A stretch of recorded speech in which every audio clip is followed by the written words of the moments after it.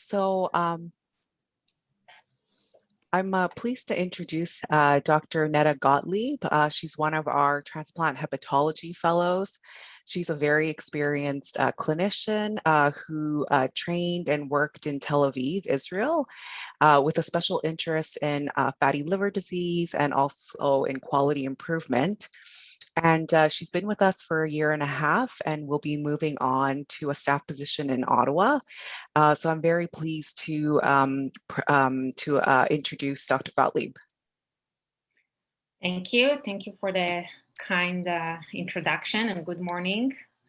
I would like to discuss with you today the cardiovascular risk assessment for solid organ transplantation. I have no disclosures, no conflict of interest. And I want to start with a case presentation and tell you about a patient of ours. He's a 61-year-old male who was referred for liver transplant assessment due to primary sclerosing cholangitis and autoimmune hepatitis. He had decompensated liver cirrhosis, which was characterized by hepatic encephalopathy and ascites. Gradually, he became weak, developed fatigue, frailty, and marked poor functional capacity. He had synthetic dysfunction, and his MELD score was ranging at around 23 and 25. His other comorbidities, as you can see here, are Crohn's disease with multiple colonic polyps, for which he underwent resection in US and in Canada. He had large inguinal hernia, chronic axonal neuropathy, BPH, and he didn't have any history of metabolic risk factors, no diabetes, hypertension, no cardiac history, and no respiratory history. He was found to have clear indications for liver transplant, and he started transplant evaluation. He started, of course, with physical examination, blood work, and ECG, chest X-ray, and cardiac echocardiogram, which showed overall a normal left and right ventricular size and function with ejection fraction of 62. There were no major valvular abnormalities. Our VSP was normal at 28, and the echo read overall as normal. We proceeded with the pharmacological stress test with a MIBI that showed normal resting and stress perfusion. There were no reversible defects identified, no wall motion abnormalities. The resting left ventricular ejection fraction was 56 and the same after stress. And again, overall, the MIBI read as normal examination with normal myocardial perfusion. He underwent as well PFTs, which were considered normal as well. Just a second, I'm stuck.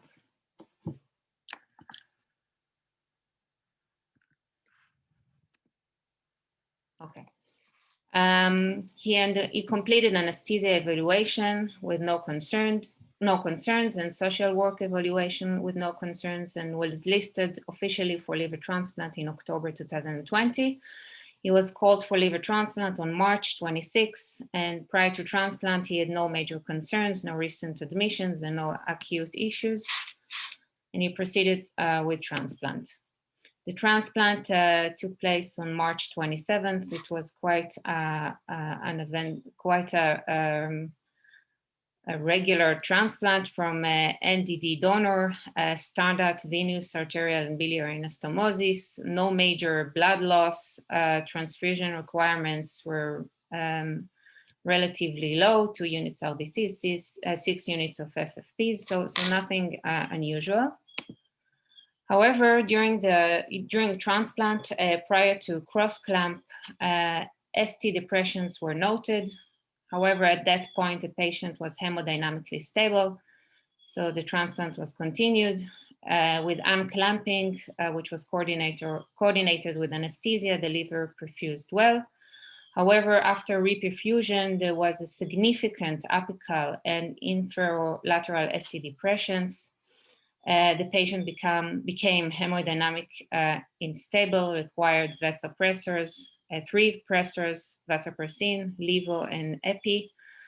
The transplant was completed with arterial and biliary anastomosis. TEE was performed during the surgery, and it showed moderately decreased systolic function with ejection fraction of 35. There was severe TR and motion abnormalities, as you can see in the figure. Areas that are graded with 1 represent normal wall thickness, and areas represented with 2 represent hypokinesis, and areas which are represented with 3 represent akinesis. So there was quite marked areas of akinesis and hypokinesis. The patient was transferred to CCU with extremely elevated troponin, as you can see here. He was intubated on 3 pressors and was diagnosed with cardiogenic shock. A repeated TTE was performed at the same evening with marked, severely reduced LV dysfunction with ejection fraction, which was lower than 20. Now the entire LV, mid and distal LV and the apex became akinetic, as well as the RV, which became the RV apex, which became akinetic as well. The patient underwent cardiac catheterization, which showed, as you can see in this figure, severe diffuse coronary artery disease with severe LV dysfunction. And as a result, impella ventricular support pump was inserted. This pump acts as a mechanical circulatory support device, and it's used for short-term support up to 6 days. It helps pumping blood, bypassing a failing left ventricle to the aorta and the rest of the body. During his CCU stay with treatment, he gradually improved. The pressors requirements were significantly reduced. On March 30, he was weaned off the impella device. He was extubated, and there was a discussion regarding the next step, the next intervention, CABG versus angioplasty. But the final decision was to wait for stabilization after transplant. The patient was transferred to our MOT step down and showed signs of liver failure with low blood pressure, averaged on between 40 to 80. He developed signs of fluid retention, started on digoxin. Repeated echo showed that the ejection fraction remained at 25 to 30%. A repeated catheterization was performed, showing diffused RCA disease. And as a result, angioplastic intervention was non-feasible, and the final decision was an elective CABG. And due to the severe course of events and this unpredicted complication after a normal pre-transplant evaluation, we wanted to review and discuss the guidelines and the risk stratification methods for preoperative evaluation for cardiovascular complications in transplant candidates. Cardiovascular events represent a major source of morbidity and mortality peri and post-transplant. The major cardiac events and complications that we take into account are arrhythmias, coronary artery disease, heart failure, cardiogenic shock, PE, and stroke. And of course, the risk for developing these severe complications depends on the underlying disease and the clinical risk profile. The incidence of cardiovascular complication post-liver transplant, you can see the numbers here. Within the 30 days post-transplant, the incidence is around 30%, and you can see that the range is quite marked. The highest incidence is in the first 6 months with 22.6%. Variations in these ranges are due to the large range of this incidence is due to variations in cardiovascular events or outcomes definitions and the length of follow-up in the studies that describe the incidence. And the, and the patients with history of coronary artery disease are known to have 3-year mortality of 50% and morbidity of 80%.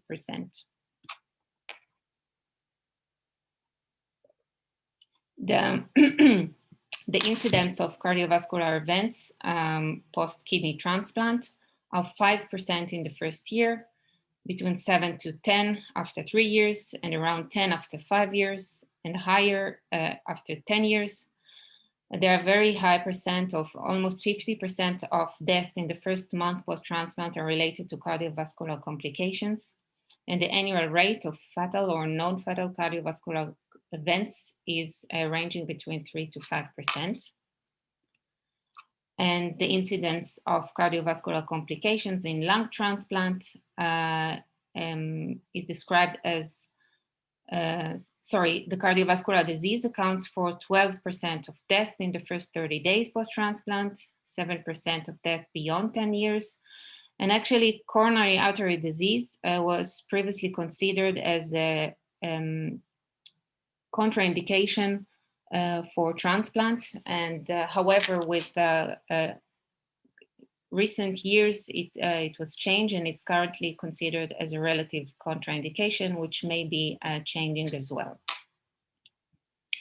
The risk for cardiovascular events pre-transplant overall is associated with, of course, with the metabolic risk factors of the patients, mostly diabetes, history of hypertension or dyslipidemia, history of obesity, smoking. Most importantly, I would say history of atherosclerosis, so history of ischemic heart disease, older age, and the fact that patients are sicker and more frail. There are also organ-specific cardiovascular risk factors when we talk about candidates for liver transplant. Due to the long-standing cirrhosis and the portal hypertension, patients develop cirrhotic cardiomyopathy with elevated cardiac output, with low systemic resistance. Additionally, there are new indications for liver transplant, which are now the most common indications, which are NAFLD and NASH, which by themselves are actually increase the risk for cardiovascular complications post-transplant. For kidney transplant candidates, prolonged dialysis increase the risk for uremic cardiomyopathy with LV dysfunctions, uremic pericarditis, endothelial dysfunction, calcium and phosphate imbalance, and anemia all increase the risk for cardiovascular complications post-transplant. And in lung transplant, as we mentioned before, a history or existing coronary artery disease prior to lung transplant is a major risk factor and is a relatively contraindication for transplant. The intraoperative cardiovascular risk is associated with the coagulopathy of the patients due to advanced liver cirrhosis or end-stage kidney disease. Of course, electrolyte imbalance increase the risk for arrhythmia, severe hypotension during transplant due to various etiologies, acute blood loss, markedly reduced venous return can increase the risk. Massive transfusions and acute right or left ventricular overload in various phases of transplant can cause cardiovascular complications.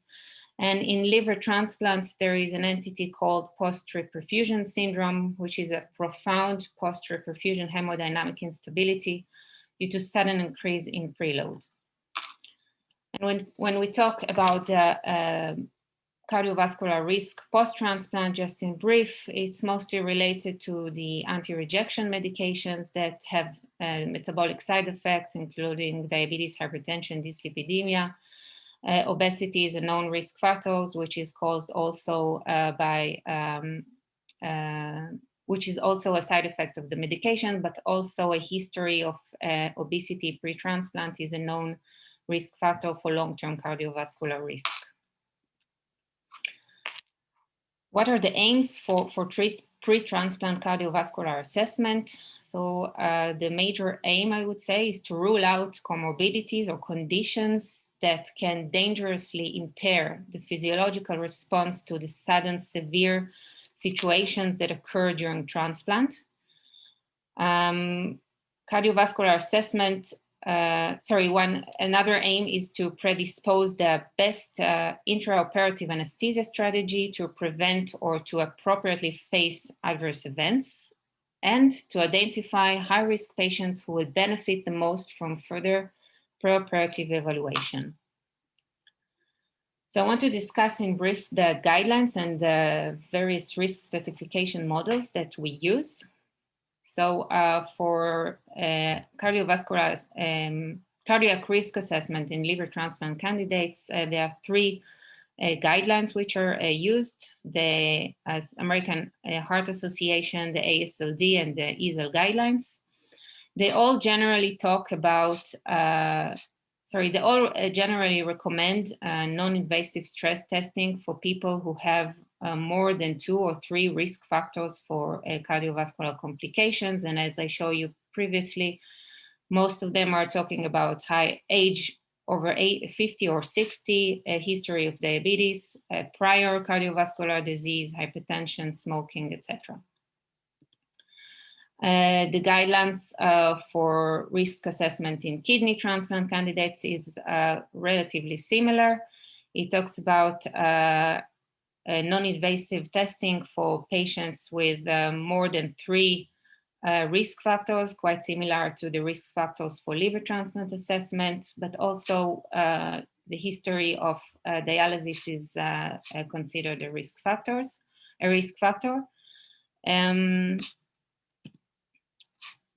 These are the guidelines from the European renal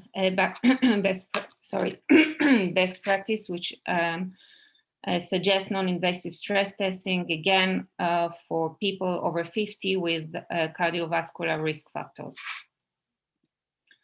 For lung transplant assessment, it's a bit different. A patient with coronary artery disease may undergo percutaneous intervention before transplant or CABG during transplant.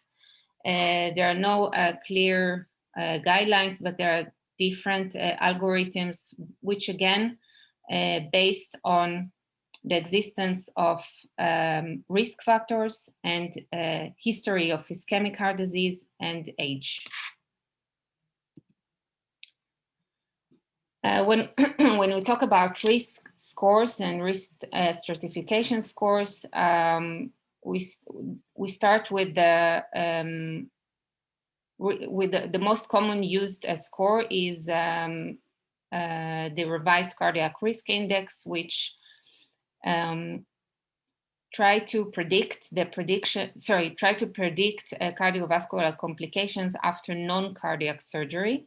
Again, it's the most commonly used, and it's an individualized risk factor for postoperative major cardiac events in terms of MI, VF, pulmonary edema, heart block, and cardiac arrest.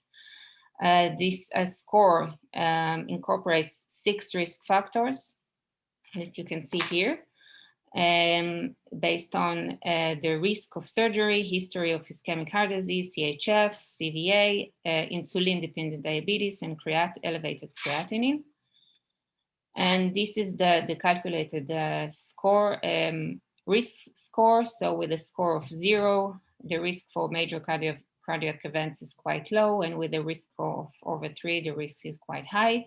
And elevated risk of over higher than 1, advanced age, or age between 45 to 60 with significant history of cardiovascular disease, requires further preoperative risk stratification and appropriate cardiac monitor post-op.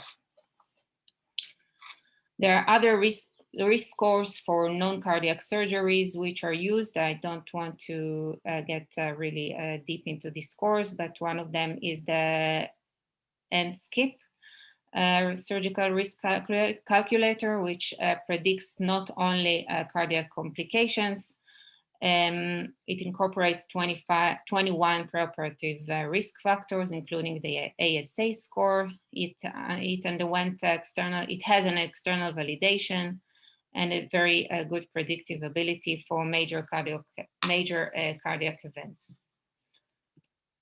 The problem with these risk stratifications scores is that it is unclear whether these guidelines or scores remain satisfactory in transplant candidates, because our patients are have specific risk factors, as I showed you earlier. Many of them are over 50 or over 60, and they have poor functional capacity. It's important to find some subgroups of transplant candidates who are at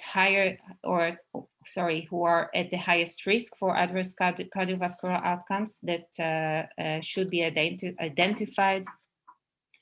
And unfortunately, there are no concrete guidelines, and assessment currently is done via center-specific protocols. So what do we do in liver transplant pre-transplant assessment? Of course, we start with physical exam and chest X-ray and proceed with ECG.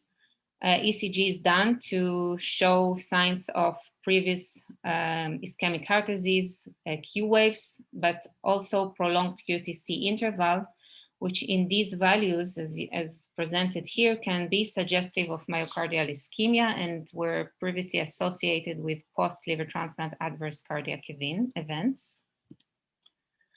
All of our transplant candidates undergo rest cardiac echo, which is currently recommended by all guidelines. It's included in all guidelines and recommended for all liver transplant candidates. Of course, echo can show the right and left ventricular function, can show motion abnormalities, it can show valvular abnormalities, it can indicate the RVSP, and ejection fraction lower than 40% may be an absolute contraindication for transplant.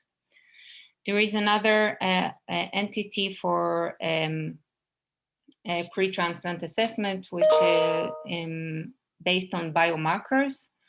It's currently recommended by some of the guidelines, mostly the Canadian guidelines, but it requires further validation. Studies show that high preoperative troponin, higher than 0.7, is a marker of subclinical myocardial damage, and higher levels early or late, and higher levels which are increased early or late post-transplant can predict or can be associated with mortality in transplant recipients. But again, it's not routinely used, and it requires further validation. Another entity which is important to discuss in not only in liver transplant candidates, but also in kidney, lung, is the functional capacity tests, which are actually subjective assessments of the cardiac reserve. These tests define the burden of physical deconditioning, and they are poor prognostic markers. The tests that are presented here were built to assess functional capacity in non-transplant surgeries, and they should be validated in transplant candidates. There are currently scores which examine or aim to assess frailty and functional capacity in liver transplant candidates. They underwent validation, and they are being more and more incorporated in the pre-transplant evaluation. I want to discuss the preoperative coronary artery disease screening in liver transplant candidates. because we know that approximately 25% of our candidates with traditional coronary risk factors may have moderate coronary artery disease, which is defined as stenosis greater than 50%, even if they're asymptomatic. And up to 50% of the patients with significant coronary artery disease will die perioperatively from cardiac complications. And the aim is to look for those with risk for developing coronary artery disease, but also to rule out silent coronary artery disease, which have poor outcomes, of course. Risk factors for coronary artery disease in liver transplant candidates, similar to the general population, include age, as you can see, between 50 to 60, history of cardiovascular disease, dyslipidemia, hypertension, diabetes, smoking, chronic renal failure, which is very common in our transplant candidates. And who should be screened? We go back to the guidelines. We use these risk factors. And because the guidelines are not fully established, we try to use scores that will help us guide the preoperative assessment. The revised cardiac risk index was discussed earlier. It's a risk for non-transplant surgeries. The score is calculated routinely in the pre-transplant assessment, but other scores are now being assessed as well, are being used as well. The CAR OLT risk score is a score that aims to predict 1-year cardiovascular complications post-transplant.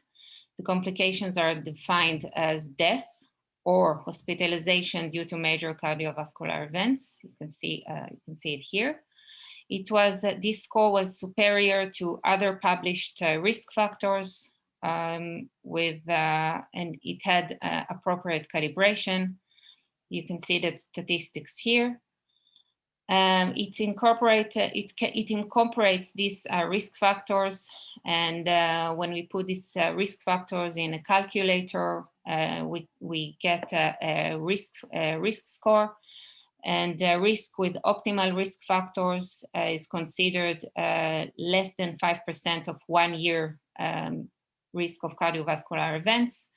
And risk with worst case risk factors is considered 45% or higher for developing 1-year cardiovascular complications. A new score which was introduced recently and is called the CAD-LT score, which is based on large numbers of duodenum stress echo and CAP. The stress echo, in this study, the stress echo was performed per guidelines or per risk factors.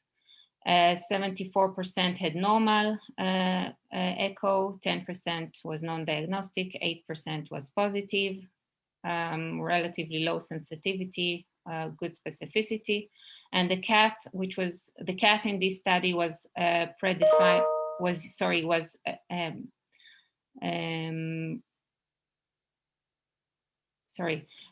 CAT was done as per predefined risk factors, irrespective of the normal echo results.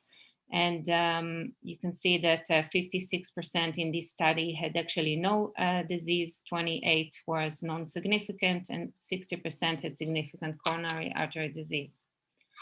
The predictors that were associated with abnormal CAT or stress echo were older age, male sex, diabetes, hypertension, history of tobacco use, family or personal history of coronary artery disease. This score showed that it can detect significant coronary artery disease with high sensitivity of 97%, thus markedly decreasing unnecessary stress testing or CAP. It is cost-effective, easy to use, available online. And you can see here in the table how this score is calculated according to this to the significant risk factors that each risk factors gives a score.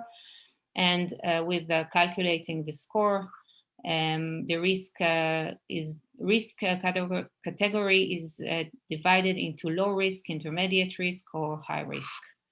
The author suggested an algorithm after calculation this CAD-LT risk score. Of course, low risk score, with the low risk score, they suggest no further workup. With high risk score, they suggest proceeding with cardiac catheterization. But and with intermediate score, they suggest non-invasive testing. And then according to the results, they suggest to proceed with cardiac catheterization if the testing shows high probability of significant coronary artery disease. But if it shows low probability, the high intermediate risk should be considered for further workup, mostly cardiac catheterization. What about the test that we use, the non-invasive stress testing? There is currently a debate on which stress test, whether it's exercise or pharmacological, should be used in our patient population. Exercise testing may have poor predictive value because our patients have a poor exercise ability. They are frail. They have they are physically limited. They have reduced cardiorespiratory fitness, so it's difficult for them to perform exercise testing. On the other hand, pharmacological testing, which aim to replace the exercise testing, may be non-diagnostic because of low chronotopic response, which is secondary to medications that our patients are on, or cardiomyopathy, which is secondary to their chronic disease. So the patients have limited ability to reach the target heart rate. And there are conflicting predictive. There is a conflictive predictive accuracy between the different modalities, mostly the duodenal stress echo and the MIBI. There is suboptimal sensitivity and specificity for detecting angiographically defined coronary artery disease when compared to coronary angiography. And you can see here, it's from a meta-analysis which was performed in 2017. There are different studies which aim to compare these different modalities, and there is wide range of sensitivity and specificity among different studies. And the same goes for kidney transplant candidates. And there is moderate sensitivity and specificity for detection of severe coronary artery disease compared with angiography.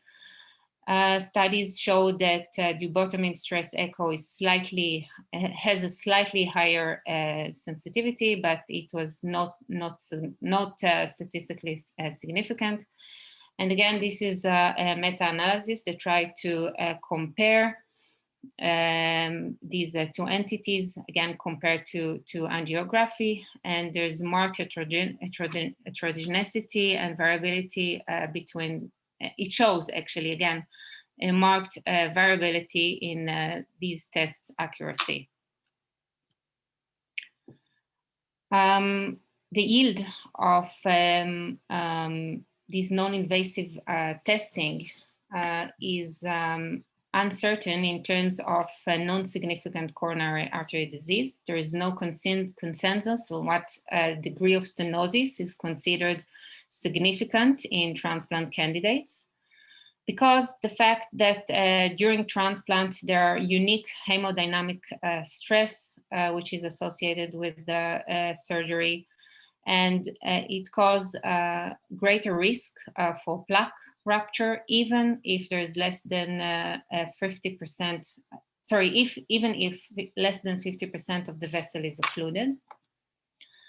And The available non-invasive stress tests cannot identify these tiny atherosclerotic plaques. They are too small, and they're too small to limit the coronary blood flow in these tests, even if these lesions are at high risk for rupture. Again, there is low ability of stress echo or MIBI to mimic the hemodynamic changes during transplant. And maybe another modality is required. Non-invasive imaging, the CT, cardiac CT with the calcium score may be an alternative, considered as an alternative. It's a non-invasive tool to identify atherosclerosis disease in silent coronary artery disease. It shows excellent anatomic details of the coronary artery tree. It can diagnose and grade the severity of coronary artery disease. It has very high sensitivity and specificity for detecting arterial plaques, and it has a very high negative predictive value, which means that normal results is actually able to exclude significant coronary artery disease and avoid further investigation. And coronary artery stenosis greater or equal to 50, or a score greater than 400, calcium score greater than 400, considered pathological, and coronary angiography is mandatory. The problem in this test, or the pitfalls, are that it's aimed and it's good for patients with regular non-tachycardic rhythm, which are able to lay still and to perform breath-holding maneuvers. As a result, it may be non-suitable for patients with severe ascites, orthopnea due to fluid overload, or those with hepatic encephalopathy. It's contraindicated in end-stage kidney disease with nephrotoxicity, and in cases with relatively bradycardia, which is very common in our patient population.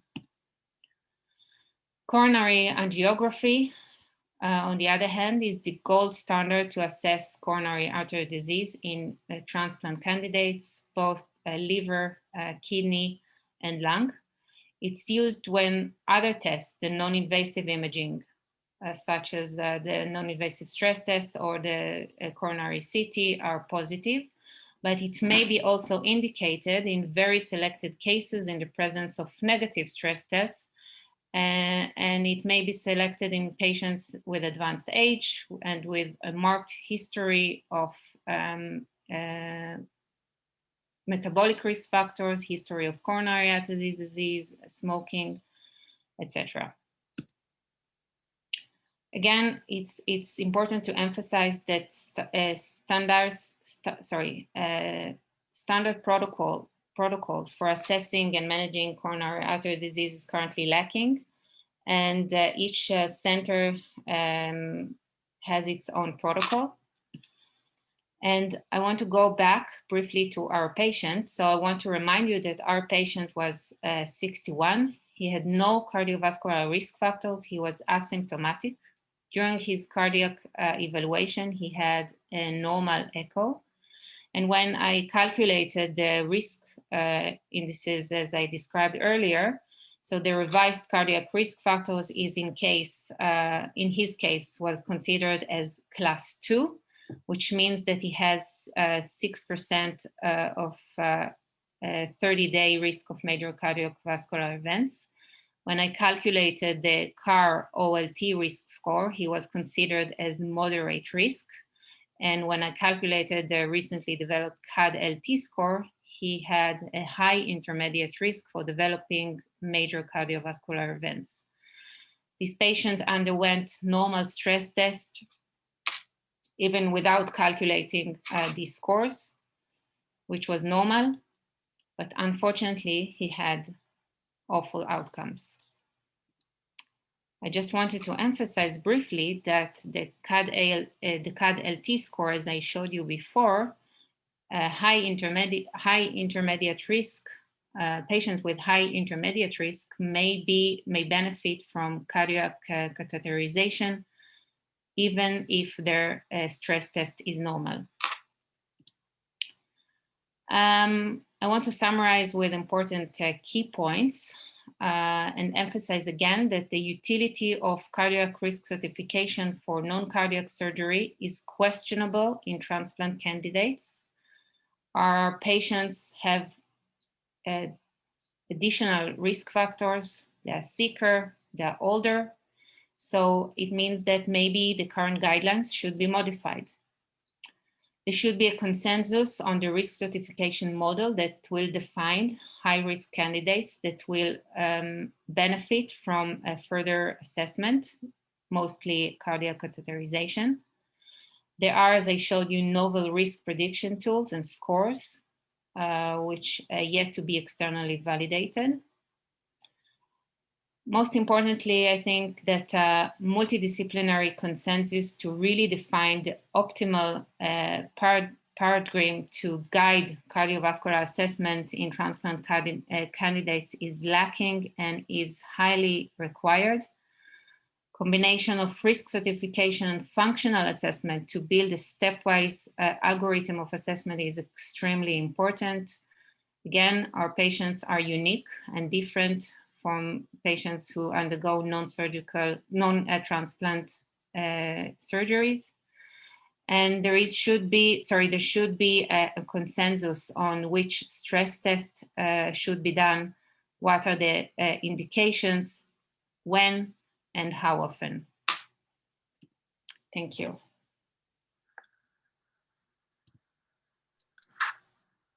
Thanks so much, Neta. So we'll take questions now. Maybe while people are raising their hands, I can ask the first question. When you did your review, did you come across any papers that looked at sort of combining risk stratification? So say maybe like combining biomarkers with non-invasive testing with like functional capacity? No, not really combining, but they said, again, the biomarkers are currently not widely used. They should be further validated. And functional tests are rarely mentioned. And so do you think that maybe we should be doing, say, like troponins pre-op and post-op, particularly given, you know, how, as you pointed out, there's that very high variation in outcomes reported post-transplant? I think that because there is, again, a wide variation in the sensitivity and specificity of the non-invasive testing, I think we should use as much as tests possible. So if biomarkers can add to the risk assessment, I think it's worth trying using it. And functional tests, again, are extremely important and should be incorporated as well, because they're really a marker of the cardiac reserve, but and has a poor prognostic value. Great. So we have some questions. Gary Levy first, and then Ed Cole. I think I'm unmuted. I hope I'm unmuted. I never can tell with this thing. First of all, that was a fantastic presentation. Congratulations. I have two questions. One is, I couldn't tell from your incidence in all the papers what the incidence of severe, moderate, mild cardiac events are, and if you knew what it was in our center. In other words, using the evaluation that we presently use over these many decades, what is the incidence of severe evaluations? And then as a follow-up, and something I saw that you did an evaluation of the CAD-LD for this patient, but the question would be, what happens if you do all 4,000 patients we've done, and whether or not you would have eliminated people who might have done well, since you've got a large experience. So maybe you can answer that. Do we have a problem at our center? How many patients end up having the kind of outcomes that we see with this gentleman? Cynthia, do you know? Yeah. How many patients overall have poor cardiovascular outcomes despite normal pre-transplant assessment? Right. So, I mean, I think unfortunately we picked a week that Les is on vacation. So our resident It would statistician. I would say, like, at least based on my experience, but actually Gary might be the best position to answer this question, and Nazia as well, who's on the call. But it's pretty rare. And I think in this case, there was no way for us to anticipate the presence of significant coronary artery disease. So he was, certainly he was very ill going into transplant. So he had a MELD sodium of 30 something. Like within the few weeks prior to transplant, he got really ill very quickly. So it was almost like an acute on chronic liver failure presentation, as we see in PSC patients sometimes, well, actually often going into transplant. So I think that was what was unique about him. But otherwise, in terms of coronary artery disease, risk stratification, I don't think there was anything that could have been done differently in this case. I don't know if you saw anything among his risk factor profile that would have presaged this otherwise, but I didn't, he's my patient now, I follow him. He's actually managing okay with his ADLs, but he is awaiting cabbage at this point. Yeah. And the EF remains at 25 to 30%. Mm-hmm. Well, whether Les does it or the group as a whole and it's assigned, we do this kind of a round intermittently. And in the 30 years or so that I've been associated with this program, occasionally we get patients like we're presenting, but my overall suspicion is these are rare events. And the last few times we've presented this kind of a round, I don't think we've ever changed our protocol because of, as Aldous Huxley said, for example means nothing.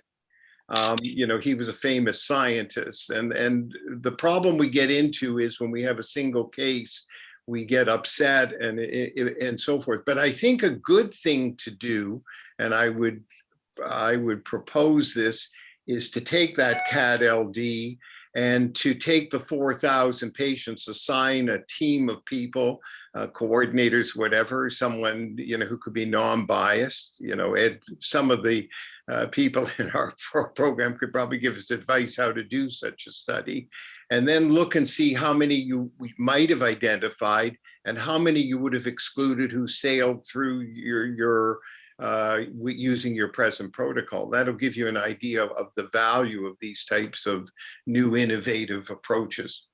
Yeah, this is the only actually score which, if it was calculated on this patient, could indicate that the patient should have undergo a CAP.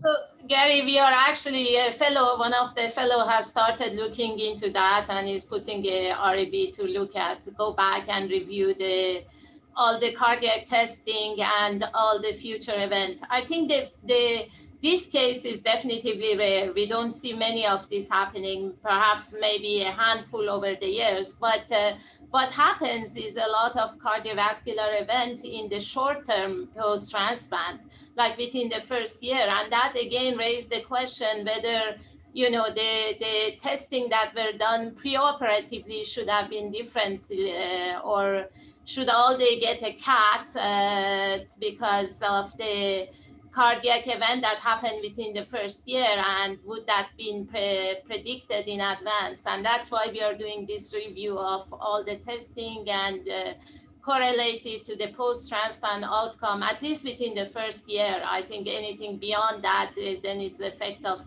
immunosuppression and all the metabolic syndrome post-transplant is difficult to say. But I think between the first year, definitely there could be some component of pre-transplant that could have been predicted or treated. Great, thanks for the discussion. I think Ed Cole's been waiting, so we'll hear from him next. Speaking after Gary reminds me of the old days, but anyway, I want to compliment you on your presentation. As a renal transplanter, this is among the most difficult issues we confront, as we see not this severe, but these kinds of things commonly. I have a question and a comment, perhaps for you or one of the cardiologists on the call. As relatively ignorant person, I agree there was diffuse coronary disease, but I was surprised. Most of those lesions looked 70% to me. There may have been one that was 90, and yet this guy's whole heart developed reduced function. I was kind of surprised, and the cath findings to me in my usual state of ignorance don't seem to agree with what was observed.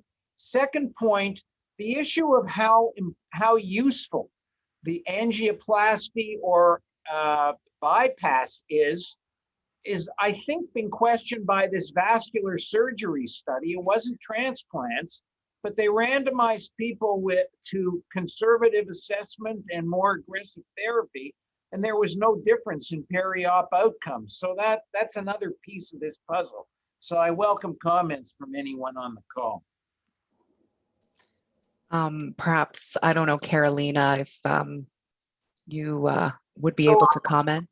Yeah, I don't know if you hear me well. Yes. I think that we have Diego and Mike as well on the call, but this case is close to me for two reasons. One is because I'm the cardiologist now taking care of this gentleman, and I review I was the one attending when he was admitted to hospital. And I think that asking the question what we could have done differently in order to prevent this to happen, as you mentioned, the sensitivity and specificity of all the stress imaging is very low. And in fact, with Diego, when I was a research fellow, this was one of my first studies at the Toronto General. We look at the sensitivity of patients undergoing myocardial perfusion imaging at the Toronto General Hospital pre-liver transplant. It was terrible, it was very low. So clearly it's good to detect if it's positive, it's excellent, and the patient will undergo a coronary angiogram. If it's negative, you don't know what is going to happen to your patient. So there is when you need more assessment. And in this case, I think that having a cardiac CT, if he was able to have it pre-transplant, may have diagnosed high calcium score, and probably he may have undergone a coronary angiogram prior to the surgery. But going to what Ed Cole said is that what do we do with that result? Because this gentleman has moderate coronary artery disease, whether or not we would have, this patient would have undergo CABG prior to surgery or PCI, or probably this would have precluded undergoing liver transplant. So who knows what could have happened. So I think that the question is as well how the diagnosis of coronary artery disease, even if it's moderate and not severe, to undergo revascularization, to have changed the management in these patients. Recognizing that liver patients are complex because they may not be treated with, they may not tolerate statin therapy or antiplatelet therapy or the use of beta blockers as well. So it's not just the diagnosis, but also how the presence of coronary artery disease, even if it's not severe, would have changed management. Oh. So I think that a lot of questions to answer, but clearly as suggested, I think that maybe a very low threshold to request coronary angiograms in these patients and assess them with multiple modalities, especially recognizing that 50% of your patients will die due to cardiovascular diseases in the first year, which is a huge, I think, something that you could prevent. Mm-hmm. Mamitha, is your hand still raised, or is that from previous? It is, but I think Stuart had his hand up before me, so. Oh, okay, thank you. Yeah. Good morning. I think it would be a terrible mistake to underestimate the importance of cardiac evaluation prior to transplant, because these catastrophic events occur so infrequently. As indicated, coronary events can occur in up to 50% of patients in the first year. So I think it is important that we continue to look at all these aspects. And I think you did a wonderful presentation, so thank you very much. We have to recognize too that our population isn't one population in liver transplants or kidney transplants. There are several populations. One population, it's appropriate to assess their functional capacity. The other population, not so much, because they're bedridden. So I think we have to take all the information that we have available to us, put it into our database, and measure these things. This is something that we have done poorly, I think, in the past, and in particular, measuring our outcomes. Nazia, I think it's great that we're looking at outcomes going back, but we have to prospectively collect this information and prospectively look at it. Many of the associations we've made are speculative associations, and we have to be very careful we don't underestimate things. I'll make one comment about cardiac CT. If you want to get more than one opinion about the value of cardiac CT, just ask more than one cardiologist, because we asked the same question to another cardiologist just a few days ago, and they gave us the complete opposite answer. I think you cannot also underestimate our ability to change management. Intraoperatively, there is no such thing, incidentally, as hemodynamically stable. When a complete cross clamp goes on the vena cava, vasoactive agents and chronotropic agents are used at very high doses. So there is a way of changing that stress on the heart during the intraoperative period. So we have to be aware there are management things that we can do to change our outcome. So there's a lot of questions, but I think we have to start by carefully measuring our events and then measuring some of our prognostic scores. And the CAD-LT is one of them, but the DASI score, the Revised Cardiac Risk Index, should all be used to help us determine the best way forward. One question I'll bring up to you out of interest is there any point in us doing percentine stress tests? These tests have a sensitivity of 10%. Why are we bothering with them? Maybe we should reduce some of the testing. And I don't agree with testing as often as you can, because the more tests you do, the more likely you are to find a problem. So that's my soapbox. Thank you for bringing all these issues up. You'll be seeing risk algorithms coming forward soon, so I'll expect a lot of feedback. So thank you very much. Thank you. Mamitha and then Cecilia. Yeah, so that was a great presentation, Neta. So I just wanted to comment that, say, our patients actually are in a low flow state chronically, right? So it's very, but at the same time, they're not exerting themselves very much. So I think that's higher risk, further risk. Higher risk, yeah. And I think, but they're kind of used to this low flow state that then is much more severe in the setting of liver transplant. So I just wanted to make that comment that, like, our patients are systemically vasodilated at baseline, right? Mm-hmm. So there is decreased coronary perfusion at baseline. Yeah, this is a unique risk factor of our patient population. Yeah. Mm-hmm. And then the other thing is, I guess, this entity of, this hyperdynamic state and what that means. So what that means for the physiology intraoperatively and perioperatively. And I think we've seen some patients develop, say, Takotsubo cardiomyopathy post-transplant in the setting of all the stressors. So just a much more profound reaction to these vasoconstrictors, or like the epinephrine, say, release. The other thing that I think, I came across recently, and I've forgotten the reference, but I'd come across some guidelines on coronary artery disease screening and liver transplant, again, based on not so great evidence, but there was a suggestion that everyone get these CTs, right? So I think, and you mentioned that during your presentation, I think That is quite, say, resource intensive. So Cheryl, I'm sure, yeah. So she's just written it in the chat about this. But I think, say, in a public healthcare system like ours, and especially during this current time where testing is so difficult to obtain, is it really practically feasible to screen everyone with these CTs, right? Yeah, and they have side effects. That's right. It's not without risk. That's right. So I think particularly in a system like ours, we do need certain risk stratification algorithms to really dictate what kind of further testing happens. Because say in the US system, depending on which hospital someone is at, they may have like the whole, kit, like everything done to examine cardiac risk. But is that really practically feasible in a public healthcare system? I think we need to determine that for our institution and, Canadians in general. I saw several studies in which the decision in regards to which assessment tool should be used was done according to a cardiology consult. So for every case, there was a cardiologist who reviewed the case and the risk factors, and he was the one who referred to which test, to a specific test, whether it's for a non-invasive or a cath.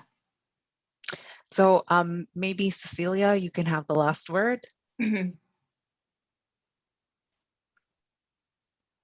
Oh, you're muted. I'm sorry. Oh, I'm not hearing. Something's wrong with her audio. She's not muted, but Maybe what I'll do, Cecilia, maybe work on the audio, because Mike had a couple of comments that was really great that I can maybe just read quickly. He was saying he's unfortunately doing a cath right now, but he said that CT angio is very helpful, but not widely available or accessible. And calcium scoring predicts long-term, but not short-term events. Clinically high-risk patients probably warrant a cardiology review, as you mentioned, Neta, and intermediate risk warrants non-invasive risk assessment at the least. And he agrees that we need to capture our local data. So I think very similar themes there. Let's see, I don't know if Cecilia. Can you hear me now? Yes. Excellent. Okay, I just wanted to comment, and I know we are over time. Thank you very much, Neta. That was a great presentation. I think that from our side, I think that things have really evolved. When we used to have an age criteria where we wouldn't transplant people over 60, and we still do plenty of non-invasive testing. So we do the percentin, we do the MIVI, we do exercise testing, we do echocardiogram. And we do by routine, independently of any risk factors, even though it's really important to have risk factors, patients who have hyperlipidemia, diabetes for a long time. We do coronary angiogram no matter what, over 50 years of age. So with that, we have identified plenty of people with coronary disease. Our patients are chronically hypoxemic, maybe as Amata was saying with the vascular behavior, we do have these patients who are hypoxemic permanently. And of course, the stress that the heart will go through when they go through the lung transplant, it's something that is really kind of unique. So we count with really great experience in our cardiologists and our interventional cardiologists, who are able to really evaluate the caths and tell us, okay, do these patients need either CABG or do they need the stents? So we also have a great experience now with plenty of patients coming to stents before transplant, or even CABG before, or even combined at the time of the lung transplant. So this was something that we probably didn't think many years ago, but now it's kind of routine part of the evaluation is that, so the patients go through that. So it doesn't contraindicate transplant. It does increase the risk of even events early post-transplant. We have seen a few, especially with patients who have undergone some coverage. But I guess it's something that it really became part of the evaluation of the patients as we also increase in accepting patients who are not the 60 years of age, we transplant 70s. So I think that we see that more and more. So it's part of what really needs to change. We don't have really much experience with the cardiac CT, and I think that that is really something that could be explored more, because we don't necessarily do that much. So that will be my comment. And of course, really a lot of medical treatment before transplant for patients with risk factors. We were doing a study, or we still do, and we haven't finished, with the ECHO, also looking at what will be the non-invasive tests that will maybe predict more the presence of coronary disease, even because we had the coronary angiograms. Up to where we were, it seemed like the echocardiogram is actually a good way to predict some coronary disease. So that's just wanted to comment on what we do in the lung transplant team. Thanks so much. Thanks for the great discussion, everyone. I'm just going to finish off with some notes from Cheryl Barrio, our transplant evaluation coordinator, because I think what she really highlights is important in that, you know, again, we need to think about our patients. A lot of this testing does come with complications and also wait times. And in patients who are severely sick and needing an urgent, you know, organ transplantation, I think it is also important just to remember the patients and remember that we need to do these investigations in a timely manner as well. So thank you, everybody, for participating. Thank you.